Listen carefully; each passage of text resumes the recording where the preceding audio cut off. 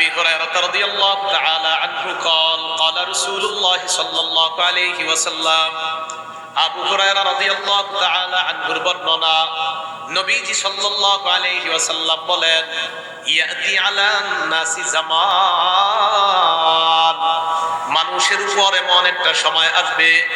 লা ইউবালিল মারউ মা আখাযা মিনহু মানুষ যাচাই বাছাই করবে না কোথা থেকে সে উপার্জন করে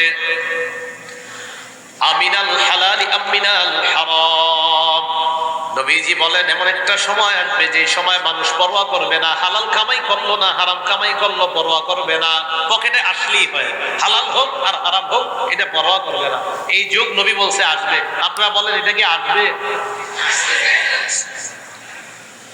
তাখরিজু শরহিস সুন্নাহ এটা কিতাব এই কিতাবের 4113 নম্বর বর্ণনা عن عبد الله بن مسعود رضي الله تعالى عنه قال عبد الله بن مسعود رضي الله تعالى عنه বর্ণনা তিনি বলেন ইয়া আইয়ুহান নাস ইত্তাকুল্লাহ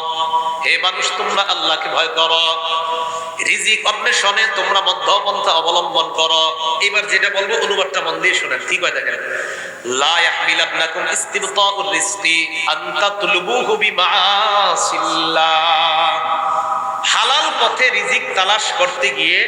রিজিক আসতে যদি বিলম্ব হয় আবার বলছি হালাল পথে রিজিক তালাশ করতে গিয়ে প্রচুর রিজিক আসতে যদি বিলম্ব হয় রিজিক তালাশ করতেছেন রিজিক আপনার কাছে আস্তে আস্তে আসতেছে তো রিজিক তালাশ করতে গিয়ে রিজিক যদি আসতে বিলম্ব হয় আব্দুল্লাহ ইবনে মাসউদ বলেন এই রিজিক আসতে বিলম্ব হইলে তোমরা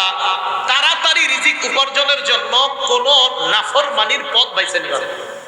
আবার দেখেন কি কয় লা ইয়াহমিলান্নাকুম ইস্তিবতাউর রিজকি হালাল পথে রিজিক আসার বিলম্ব হওয়াটা কি কয় দেখেন হালাল পথে রিজিক আসার বিলম্ব হওয়াটা লা ইয়াহমিলান্নাকুম তোমাদেরকে যেন উদ্বুদ্ধ না করে আন তাতলুবুহু বিমাআসিল্লাহ হালাল পথে রিজিক আসা বিলম্ব হওয়াটা তোমাদেরকে যেন হারাম পথে দ্রুত রিজিক কামায়ের প্রতি উদ্বুদ্ধ না করে